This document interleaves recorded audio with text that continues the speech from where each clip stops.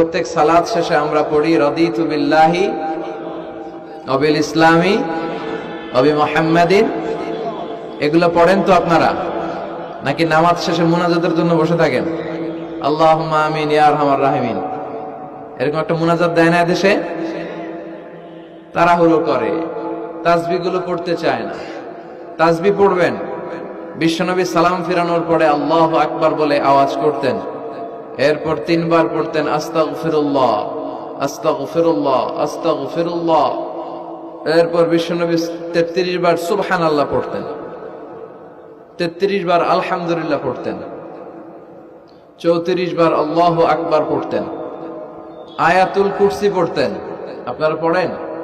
মান ক্বারা আয়াতাল কুরসি দুবুরা কুল্লি সালাতিন মাকতুবাতিন লাম ইয়ামনাহু মিন দুখুলিল জান্নাতি ইল্লাল মাউত। প্রত্যেক ফরজ সালাতের পরে কেউ যদি আয়াতুল কুরসি